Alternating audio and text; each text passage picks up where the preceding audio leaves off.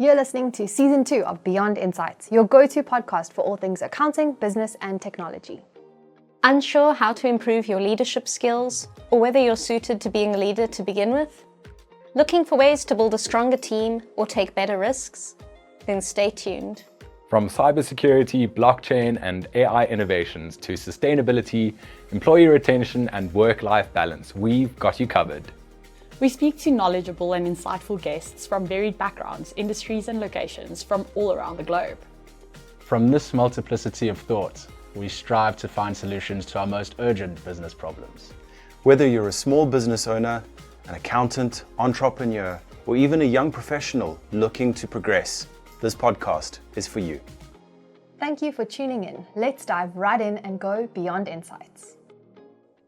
Hi everyone, and welcome to today's episode of Beyond Insights. Today we're joined by Juan Visser, the Managing Director of Meshed Group. Meshed Group is an award-winning consultancy specializing in software implementation and cloud solutions. It excels at offering tailored software tools that enhance business efficiency and achieve client objectives. In 2024, it received Xero South Africa's Integration Partner of the Year award.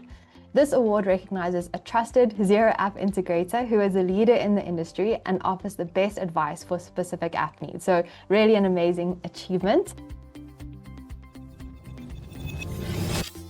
Welcome, Jean, and thank you so much for joining us. Thank you very much for inviting me. So to get started, we're going to start by asking you to give us a fun fact about yourself. I would probably say the best one would be the ones where I actually shaved my beard, and that whole month was the worst sales month ever. And I can probably say my beard is part of my brand strategy now. Okay. That's so interesting. Okay, cool. Yeah, definitely a fun fact. I suppose good for sales that you have it back now. So now that we've broken the ice with that fun fact, can you tell us a bit about yourself and how you found your way to where you are today? Well, about 10 years ago, I was actually studying to become a CA, and I wanted to revolutionize the world of accounting. Safe to say, I took a different turn of events. I completed about 2 years and 6 months of my articles, and I just decided I wanted to turn down the road of automation. Okay. I wanted to revolutionize how people use applications, and that's at the end of the day what my calling was for. I wanted to optimize and teach people to use the applications better, and I also wanted them to know the best app stacks out there available at their display. Okay, sure. So big shift into automation.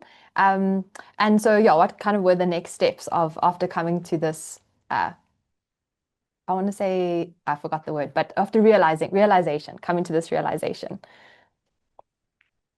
After realization, I think I would probably say it's more dependent on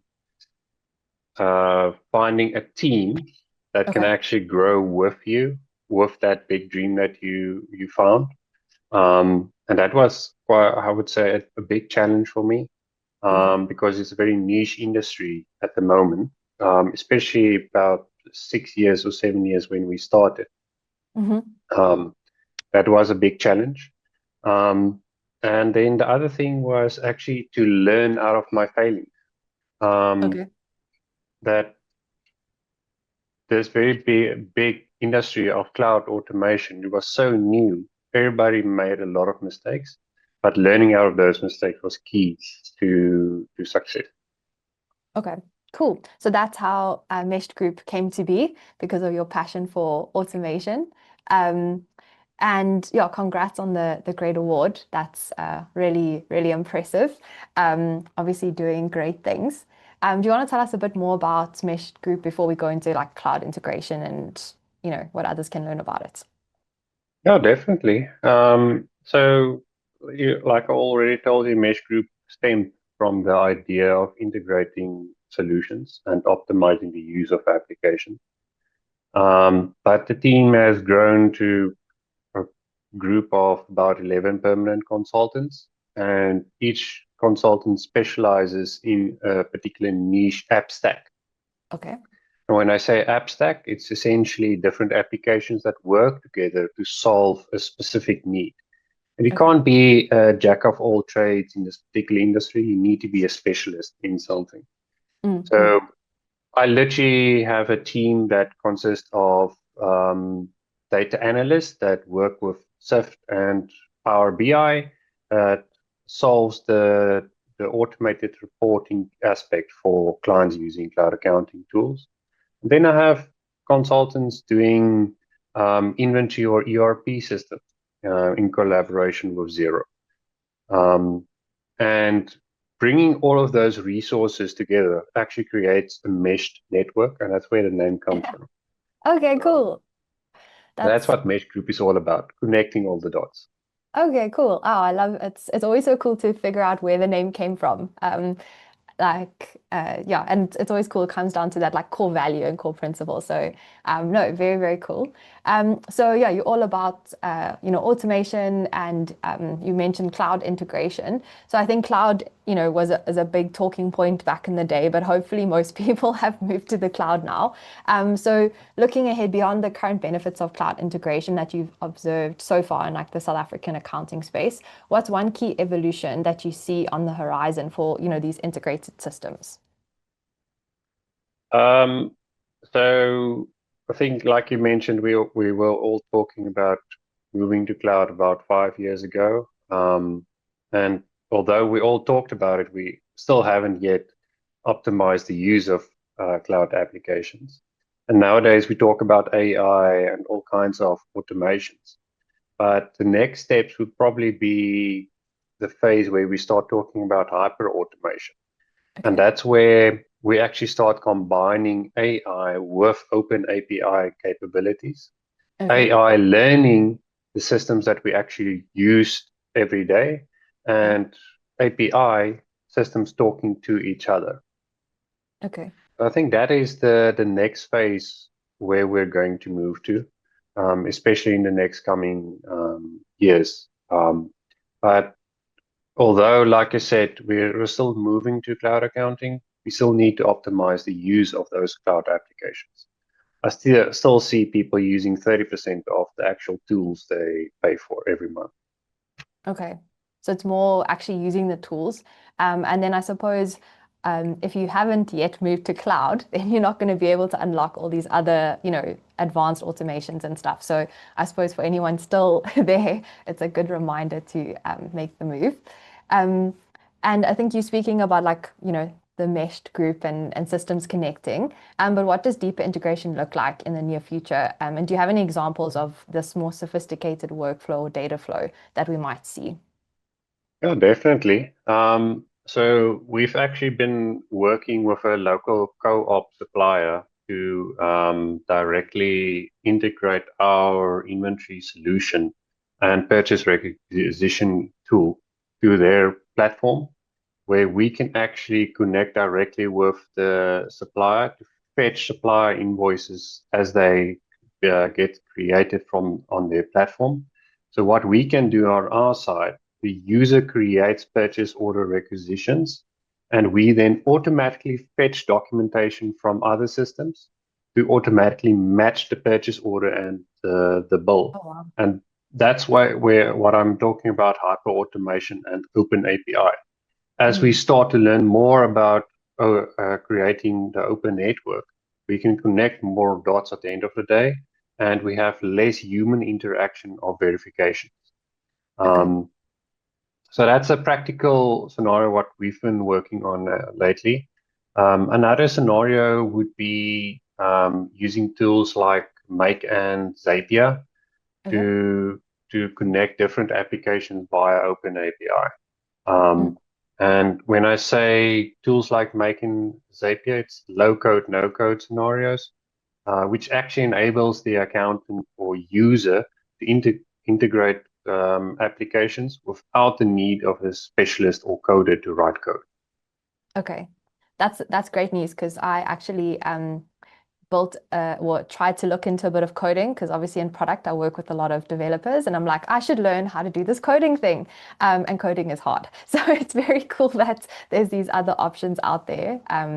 And I think it's important for accountants to know that there are options. Like they don't need to go deep into the code. They can find these other automations, and experts like yourself can give guidance on that.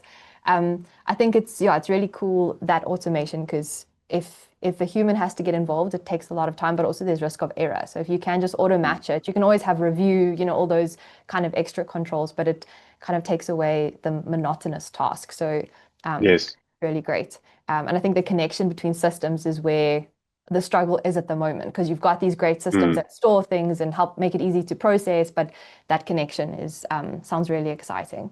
I think the one thing that we as humans neglect is we get so used to working on the mundane, repetitive tasks that we actually don't see them on our daily lifestyles.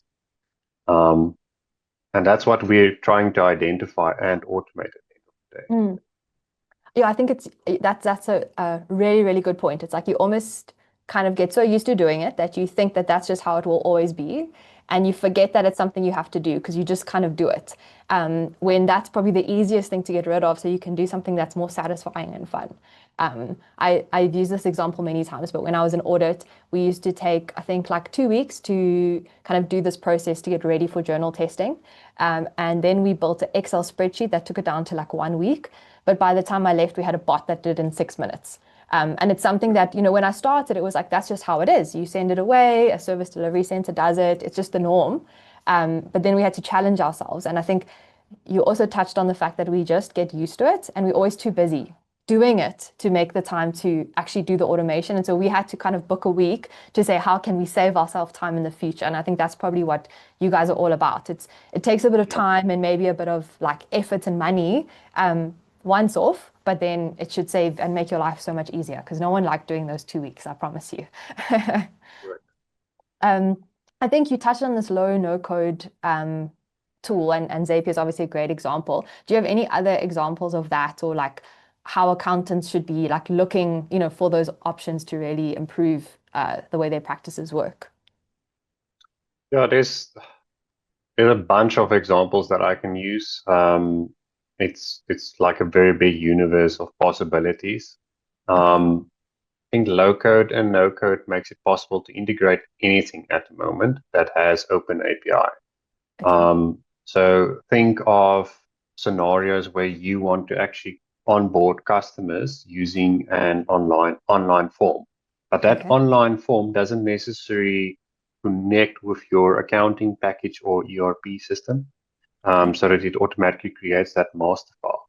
So you can, for example, use an Airtable to store the data of those forms, and then use a Make or Zapier to trigger the automation between Airtable and a Xero to create the master files automatically for you. So then it automatically eliminates the need for a human to go and retype everything in your accounting system, and they can make mistakes. Sure. No, that's an amazing example. And it's kind of like you outsource the work to your clients almost without them knowing about it. Right. I mean, they're going to have to fill it in anyway. And I think for me, it's those small tasks. I would almost again think, oh, but I'm going to have to set up that master file myself. Like there's no way. But it's really starting to like look critically at every part of your process and think, do I have to do this, or is there a better way? Because I mean, that's not a fun thing. It doesn't add much value to the business. There's additional risk in there, but if you can automate it, and it doesn't sound like it's too hard to do. So no, that's amazing. The other aspect of that is, and this is when I briefly touched about it early on, adding the hyper automation on top of that streamlined onboarding process. Let's say you want to a system to integrate to supply or customer vetting background checks. Okay. To automatically tell you, hey, is this a reputable customer to onboard? So let's say you add on top of that automation integration to other compliance systems. That's when you start doing or entering the stage of hyper automation. Okay. You can also retrieve information based on the task that gets automated. Oh, wow. Okay, cool. Yeah, it's kind of adding extra levels of automation to kind of give you more info instead of just inputting it, but also kind of feeding back that information. Okay, yeah, Yes. I see there's just lots of streamlining opportunities here for all of our listeners. So hopefully they're taking notes because, yeah, I think I remember I actually did a lecture at a university yesterday and I said to the students, they're very fortunate because when they go become trainees, there's a lot more automation and bots and all sorts of things that'll take away all those mundane tasks, hopefully. But I think the problem is, have people actually like embraced this opportunity and actually done the automation. So no, that's very exciting.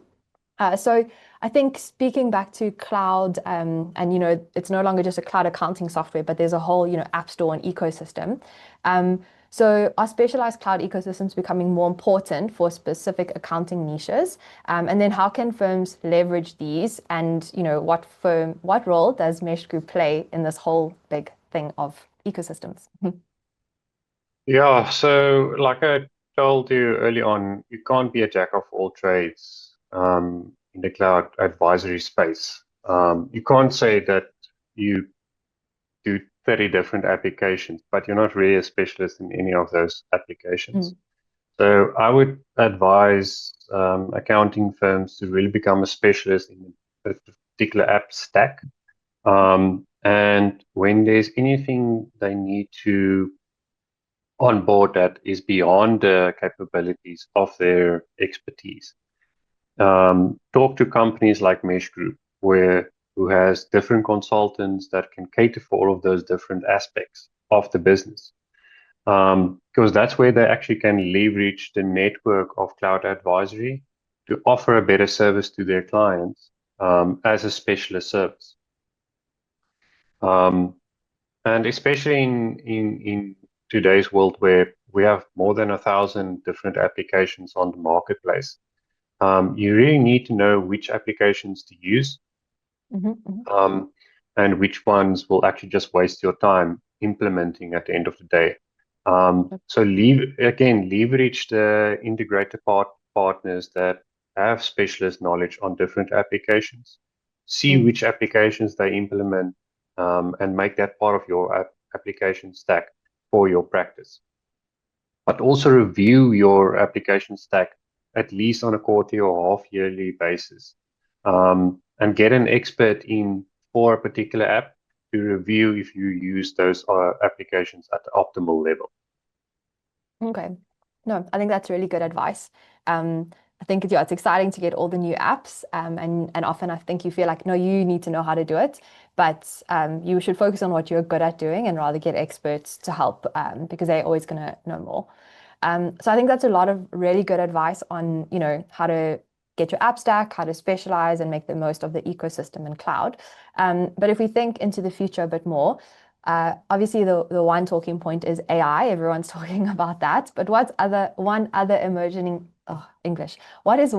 emerging technology that you see starting to intersect with and enhance cloud integration for accounting in future years? Sure.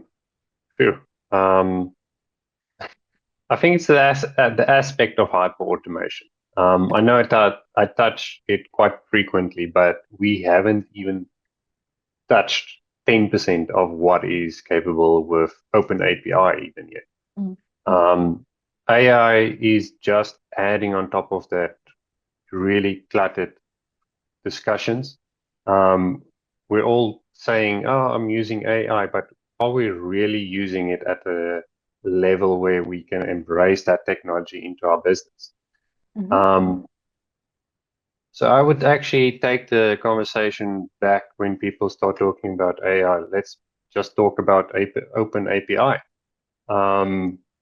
What are you using to connect different applications, and how are you using AI on top of that Open API to really retrieve information for your business?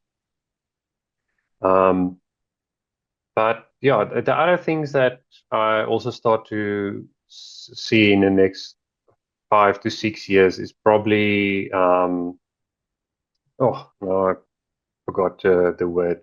Oh, no, completely forgot what it is. But it's actually connection between systems, where we, without API and AI, we can actually connect transactions to the end user, where verification can actually happen as it happens to make sure that it's audit compliant all through the transaction processing. I completely forgot the terminology for that. I mean, I probably wouldn't know what the terminology is, so it's better to understand what it is. But I can definitely see the benefit of that. It's like real time, you can keep up to date. And I think from what I'm understanding from that, it's kind of like you can identify the issue as and when it happens, not waiting until like the end of the year to kind of get it. So no, that sounds super important. And maybe while you're thinking of the name, if you want to, just to touch on the AI, I think you summarized it so well because everyone wants to have AI in their features and to be using it. But I think often, as you said, it actually complicates things. It's good to use AI, but you always need to be thinking like, is it actually adding value? Just because you're using AI doesn't mean you're being efficient. It needs to actually be, improving what you do, and be reliable. So I think it's just critically think about that. The terminology that I was looking for was actually blockchain technology. Okay. It's type of technology that is still developing, and we're not really embracing it at the moment. But I'll see it in the next 5 to 6 years being developed and embraced in the current applications that we currently use.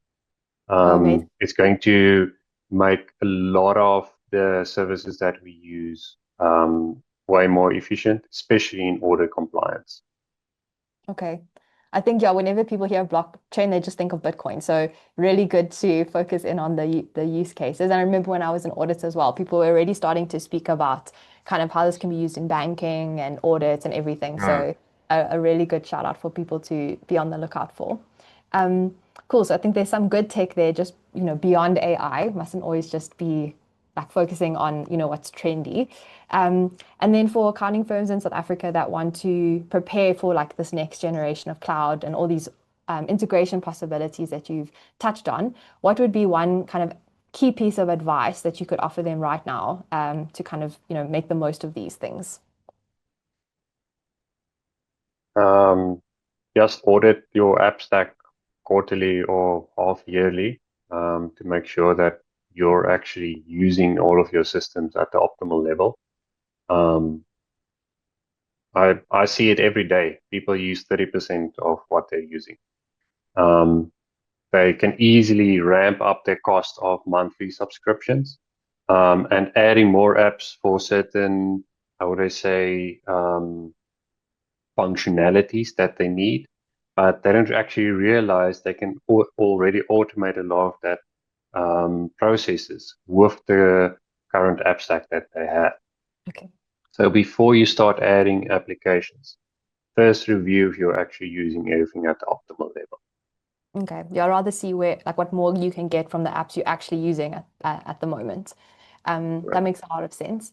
I have some rapid fire questions before I get there, I know you spoke about Mesh's inventory solution. Maybe you can just touch on like what it does, but also why, like what are some of the challenges in the market that led you to that?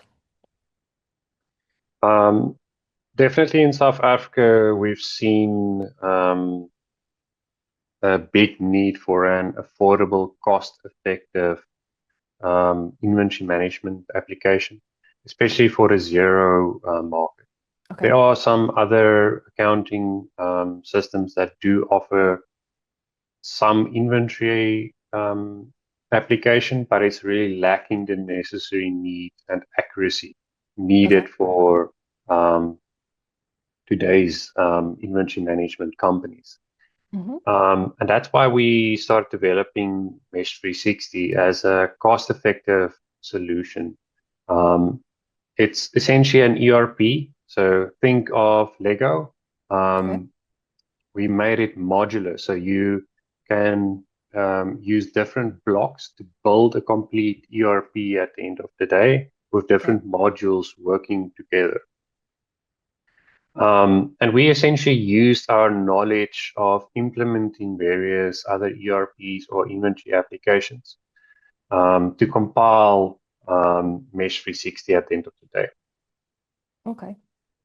No, it sounds amazing. I think the cost factor is always a thing, especially when you're in South Africa.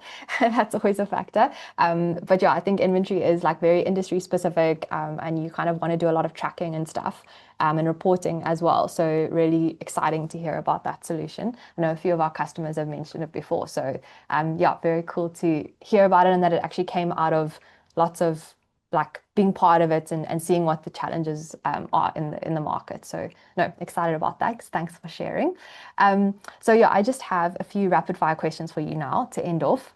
The first one is, what one piece of software besides Sift and Mesh 360, you've got to exclude those, can you not live without? Let's just say Xero. Okay. I'm a very big ambassador of Xero accounting. And then I would definitely say there's an application called scribe.how that we use for SOP compilation when we do scope analysis, and then just general support. What it actually does is it records your screen and creates screenshots of everywhere where you click. And you can send that whole SOP to your client so that they see the exact instructions of how to complete a task. Wow, that sounds amazing. We've also used lots of screen recording stuff, but the screenshots is a really smart thing because that's when they actually have to do stuff. And you usually have to do both sides. Sure.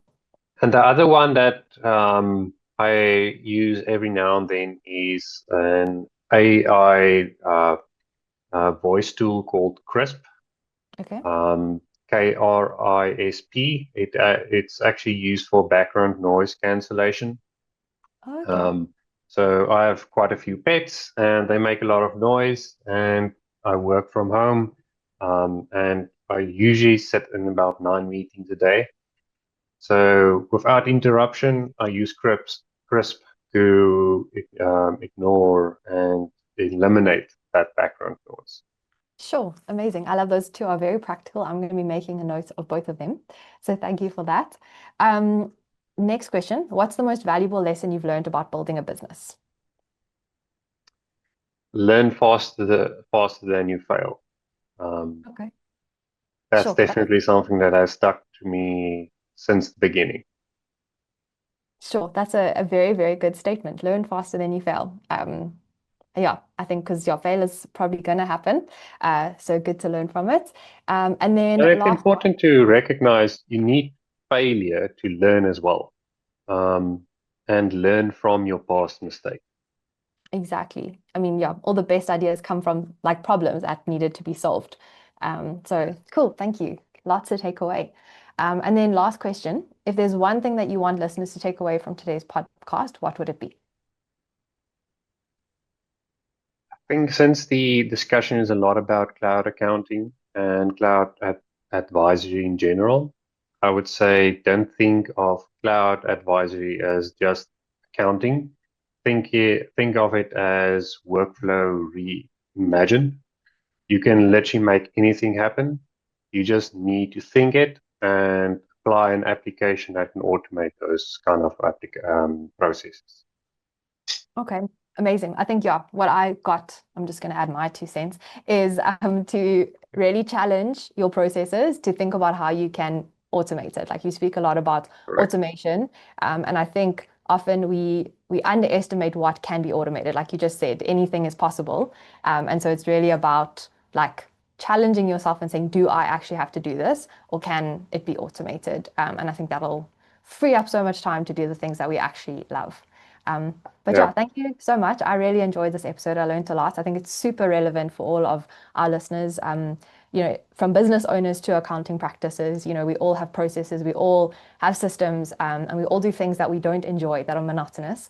And so really good for us to kind of take a step back and think about what we can improve and how we can improve it, and where we're going into the future. So yeah, thank you so much for your time. Really appreciate it. And I'm going to go and make a note of those 2 apps. I think I also need to get them. Thank you for your time. I really enjoyed the session. Awesome. Cool. Thanks to all our listeners, and we'll see you next time. Bye. Thanks for tuning in to the Beyond Insights podcast.